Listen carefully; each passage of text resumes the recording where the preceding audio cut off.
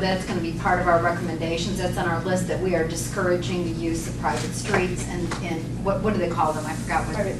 Private drives and the use of that, and we could even have that as a recommendation from the fire department, that that'd be something to be discouraged.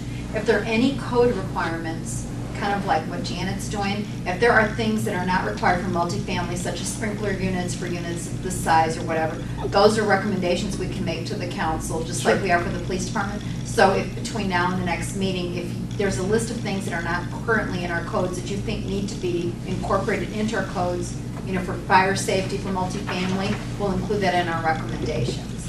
Just a quick question. If we have rear entries.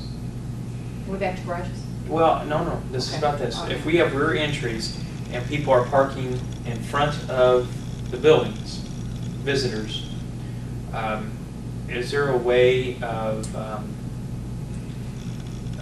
don't know how, but either with curb or whatnot, to make or those certain areas of maybe the front walk to the units are,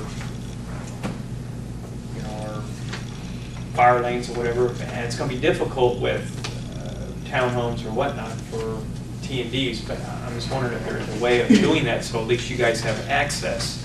I know you can't park by the fire hydrants, but I mean, if there's other ways of looking at that, well, yeah. And that's what they did for the Adams Dairy thing, is they just made one side of the street for us, a fire lane. And I'm not sure if they got signs up yet or not, but they were asking how to paint them and do those things. So, you know, it's certainly something that the city wanted to help with and have been, you know, pretty willing to do. We can do that. So that you think maybe requiring a fire lane if there's on-street parking? At least one side. At least, yeah, the problem we're running into is they're parking on both sides, which cuts down the street even more. And then, and I go back to the same example, some of the curves are so short, they're not very sweeping, so you get cars on both sides and a curve.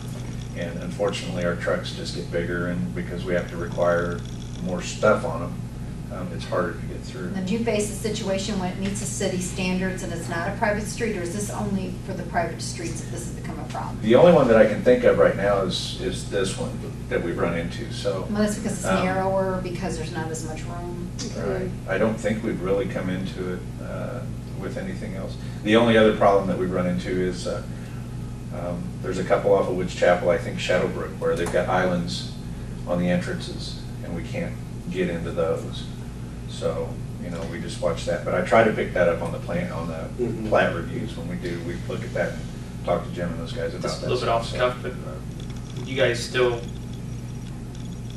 don't favor islands on cul-de-sacs? Landscape islands, you guys hate, don't you? I think I went around this a few years ago at the Planning Commission. I remember the land. I think they look really good, but if it's a huge cul-de-sac, yeah. But cul-de-sacs are kind of a standard size with the same size houses, and then you stick a allowing to oversize, but how much more oversized are you going to get? Yeah. But yeah, I can understand. And how many of those islands aren't maintained that would become isolated? Yeah, that's true too. That's true too. So, like even the roundabouts that everybody's using in their neighborhoods now, like in Green Valley's got a couple. I hate roundabouts. They just drive us crazy. I like roundabouts. I hate They're kind of roundabouts. neat, but they, for us, They make me just drive us crazy because, well, we have them in Chicago, so All when those I go. traffic circles. Yeah, we got a couple back where my mom lives in Des Plaines, and it's just makes me crazy because I don't know when to go, and you know, people don't go by the rules. They just go. You know, you got people that do it all the time, and they just go. They don't wait. They just. It's supposed to be good for slowing traffic. It's a game of chicken. It's everybody's It's coming playing in. chicken. I hate it. So, like I said, most of the stuff that we would be concerned with is already addressed in the building and fire codes, and we're real lucky in that that's taken care of for us.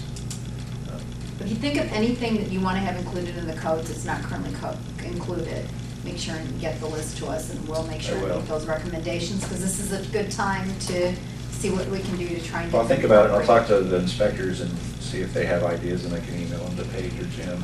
So I know I've heard that so many units, sprinklers aren't required. It has to be a certain size before you require sprinklers. I mean, that's probably any kind of. We have been lucky. Most everything lately, the Adams Dairy didn't, but the Chapel Ridge did. We're getting sprinklers and more things. So It saves on their insurance, so Sure. it's helpful. Probably that's a good one.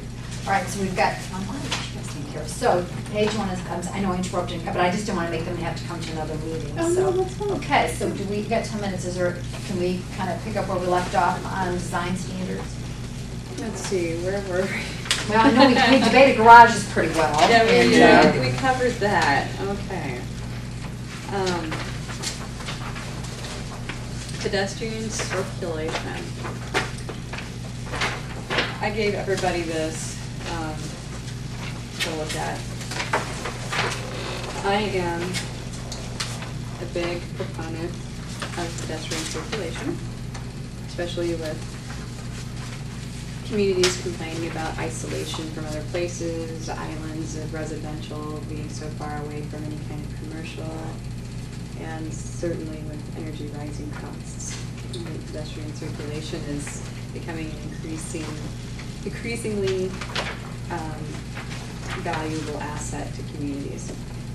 So, We've got that in here, I guess I'm asking you on the design standards, what did you have questions on that we didn't address at our last meeting, that you well, needed input? we didn't have anything for pedestrian circulation before. So this is all new. No, This and I is think new. that's a great addition to the plan, and definitely something that should be It is considered. all new. Well, at least Summit has it in theirs, I mean, I think, you want walkability, connectivity, all of that. Okay, so we're all okay, we think that looks good, we're happy, good job, Paige. On that, are you looking at these trails or walkways going behind developments, not necessarily along streets?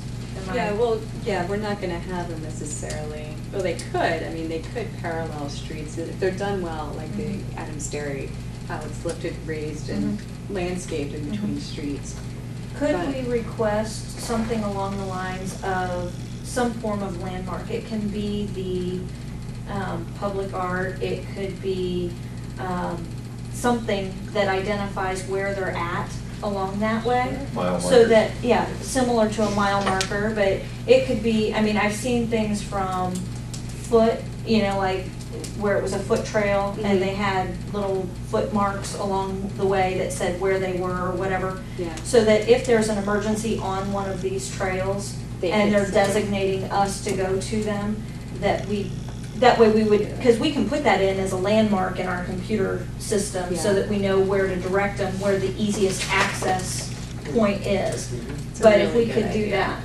that, that would make a big response time issue for us. Would you like those every half mile? What would be ideal? Because every mile would be almost too much Too of a far, range. yeah. Half mile's a long way if you're looking for somebody. It's true, Yeah. half But miles. but if you start putting them too close together, then it.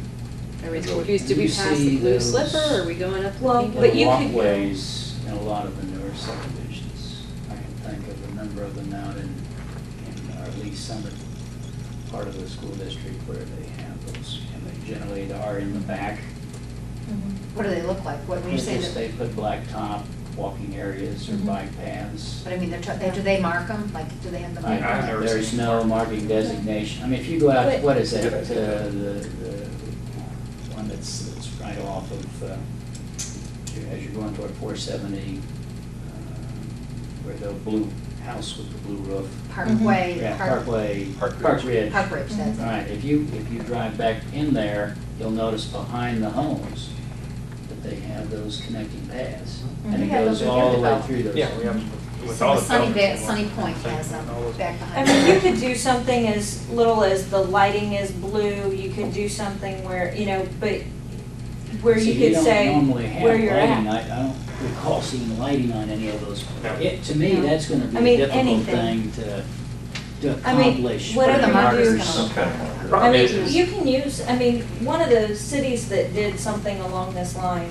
they had, they would have standard places that they would put different artwork, Mhm. and it would be the rotating artwork or whatever, they used local artists, and they would, that would be a place where they would display that art, so it would be a standard location that they always put, but it would change art periodically, I or have they seen have. reference markers actually in